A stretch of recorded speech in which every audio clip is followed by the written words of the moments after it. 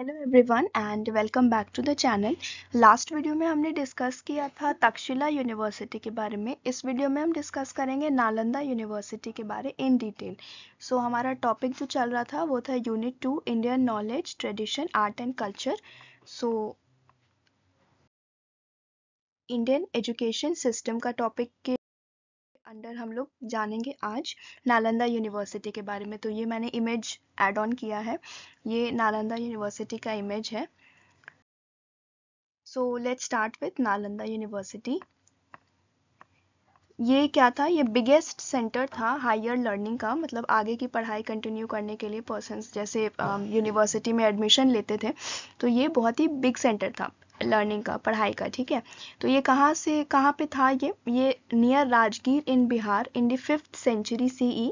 And इसको बनाया किसने था? गुप्ता किंग कुमार गुप्त। ठीक है, फाउंडर कौन थे? कुमार गुप्त। ये राजगीर के पास में है। 5th सेंचुरी CE में इसका फॉर्मेशन हुआ था।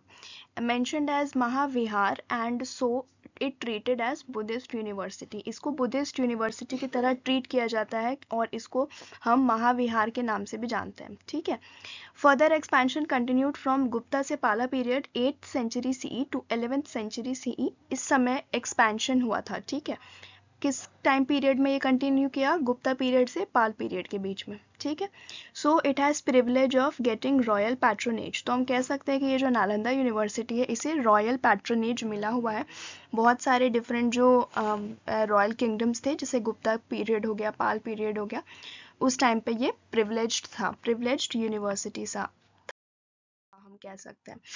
फिर next point is famous historical place visited by Buddha and Mahavir. ये बहुत ही फेमस प्लेस था जहाँ पे गौतम बुद्ध ने भी विजिट किया है पहले, एंड लॉर्ड महावीर ने भी किया है, and later on by several Chinese scholars. अब जैसे बुद्ध एंड महावीर ने जब यहाँ पे विजिट किया, कुछ चाइनीज स्कॉलर्स ने भी विजिट किया, जैसे आइजिंग एंड ह्यूएनसांग। ह्यूएनसांग इंडिया में आए थे 630 CE में, एंड उन्होंने 643 CE तक इंडिया में स्टे किया, एंड नालंदा में इन्होंने 3 इयर्स स्पेंड किए हैं। किसने? ह्यूएनसांग ने। नेक्स्ट जो है चाइनीज स्कॉलर, वो थे आइजिंग। ये इंडिया में थे फ्रॉम 673 टू 700 CE, एंड इन्होंने 10 इयर्स स्पेंड किए हैं बिहार में। ठीक है, पूरे बिहार में आइजिंग ने 10 इयर्स स्पेंड किए हैं, एंड ह्यूएनसांग ने 3 इयर्स स्पेंड किए हैं नालंदा में। From the accounts of Chinese pilgrims, it is learned that 1500 teachers and 1000 pupils. Chinese pilgrims जो रिटर्न रिकॉर्ड्स है जिसमें उन्होंने नालंदा यूनिवर्सिटी के बारे में बताया है, यहाँ से हमें पता चलता है कि उस समय पर यहाँ पे 1500 टीचर्स थे एंड 1000 प्यूपिल्स थे। प्यूपिल्स आप कह सकते हो भिक्षु जो यहाँ ज्ञान लेने आए थे। ठीक है,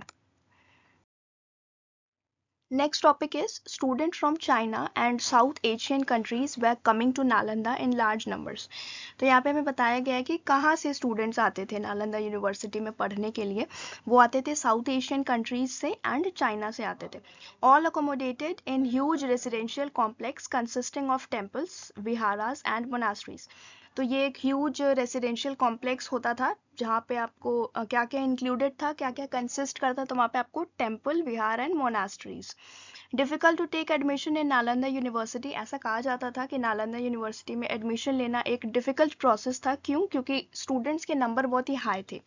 ठीक है, अब स्टूडेंट्स के नंबर हाई थे तो टीचर कैसे चेक करते थे? Teacher tested the knowledge of students by conversation. वो बातचीत के तरीके से जज करते थे स्टूडेंट्स के नॉलेज को, फिर उन्हें एडमिशन मिलता था। ठीक है, यहाँ पे टीचर्स की जो क्वालिटी थी वो बहुत ही हाई थी, मतलब हाईली एजुकेटेड टीचर्स रहते थे नालंदा यूनिवर्सिटी में, and about 1000 such teachers could explain collection of more than 20 सूत्रास।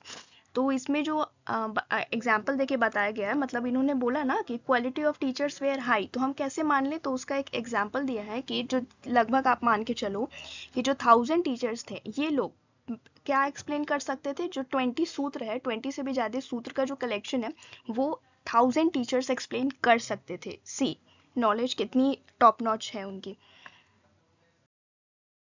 Next point is important part of Nalanda university was it's library. तो अब हम लोग नालंदा यूनिवर्सिटी में एक बहुत ही इंपॉर्टेंट अगर कुछ था, that was the library of Nalanda university.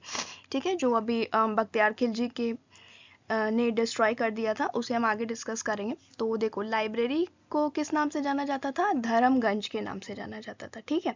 Nalanda university में जो लाइब्रेरी थी उसे धर्मगंज के नाम से जाना जाता था। It has 3 very big multi storeyed building. इसमें 3 बिग बिल्डिंग्स थी। तीनों बिल्डिंग्स के नाम मैंने आपको यहाँ पे बताया, रतन सागर, रत्नोदरी एंड रत्नरंजिका, ठीक है। ये तीनों बिल्डिंग्स के नेम थे।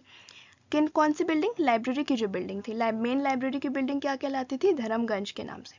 रतन सागर वॉज बिगेस्ट 9 स्टोरी बिल्डिंग। ये जो रतन सागर था, ये बिल्डिंग था, ये 9 स्टोरी बिल्डिंग था। इसमें क्या था? Collection of 1000 of rare manuscripts.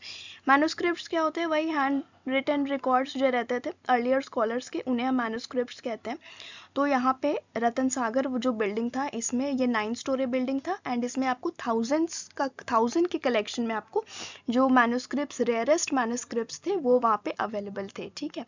It was attacked by several invaders. बहुत सारे इन्वेडर्स ने नालंदा यूनिवर्सिटी में अटैक किया एंड फाइनली किसने इसे डिस्ट्रॉय किया? बख्तियार खिलजी ने किया था, around 1200 CE। So this is the end of the video. यहाँ पे हमारा नालंदा यूनिवर्सिटी भी कंप्लीटेड है। So subscribe to the channel and next further topics मैं आगे वीडियो में कवर करूँगी। So thank you.